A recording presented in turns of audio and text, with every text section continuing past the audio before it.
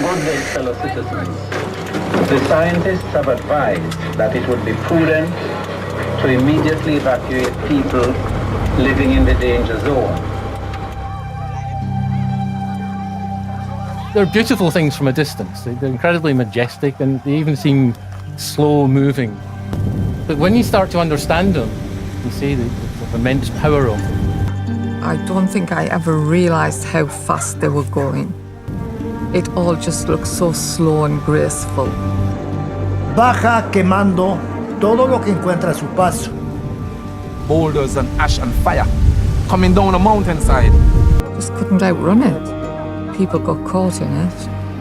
In seconds, they were gone.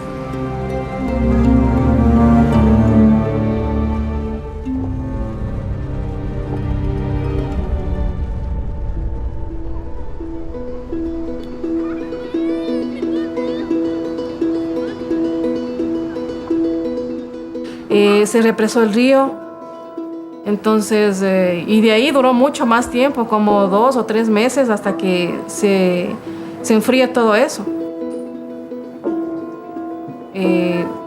Hubo un vapor ardiente, entonces eso fue lo que mató a las personas que murieron aquí. También se perdió casa, se perdió animales. Incluso hay 2 personas que no se les ha encontrado hasta ahora desde que fallecieron. Fue algo impactante porque nosotros nunca antes habíamos visto eso. Lo que nosotros observamos desde aquí del observatorio y desde lugares cercanos es como una nube que baja muy rápidamente flancos hacia abajo. Estas principalmente casi siempre bajan por lo que son las quebradas. Pero en el caso del Tungurahua, en las quebradas y cerca de las quebradas tenemos poblaciones. La vegetación que hay al filo de la quebrada se quema todo. Y ganado que ha habido a 100 metros, a 150 metros por donde ha bajado los flujos piroclásticos, no ha llegado la calor. Pero el ganado murió por el gas tóxico que tiene. Tiene velocidades que muchas veces superan las de un vehículo, más de 100 kilómetros por hora. Y son de altas temperaturas. Envenenamiento del ambiente se siente con un olor muy fuerte, nauseabundo, ardor a la vista, a la nariz y a la boca.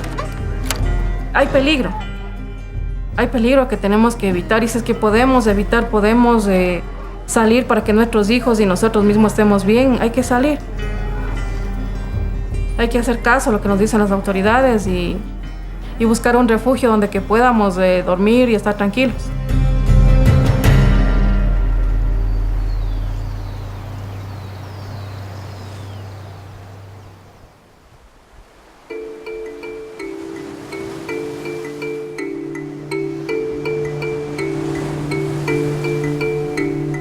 You couldn't see one part of Plymouth to the next because of the ravines and the hills. This time, when you went into Plymouth, you can see all the way up to the Soufrier Hills. Every building in sight, with the exception of 1 or 2, are covered. Where we are just now, the buildings are still mainly standing because the flows slowed down by the time they got here. But further up, all the buildings have been totally destroyed. It happened at night, so we didn't actually see the flows enter Plymouth. What we saw were the fires. There were explosions from the tanks because there was still fuel in the tanks. The pyroclastic flow would come down those rivers and go straight out on the sea. And can you imagine the pyroclastic flow going on the sea and keep going? It's actually like a hovercraft, and then it all seems to sink into the water, and the water is boiling around it. The sea is not going to stop it. From a distance, it just looked graceful and beautiful. And I wouldn't have missed it for the world. Just to see them coming down the mountain and billowing and billowing and billowing. And you think, oh, wow, where's that one going? And we thought, perhaps we shouldn't be here. Seeing a pyroclastic flow is actually an amazing thing. One of the things it makes you appreciate is how dangerous they are because they're quite fast-moving events. So beautiful to look at, but so deadly, so devious. It traps you and it keeps you there looking at it. But then remember, you can't outrun it, you can't outdrive it. They seem to be mostly silent. So you've got this massive avalanche coming at you and it's not really making much of a sound. The volcano is so destructive, it can make and it can break. But to be in an actual land where you're experiencing an active volcano, there's so much to be learned from that.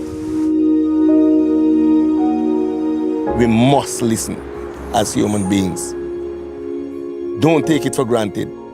That's exactly what happened to us when we lost those 19 lives.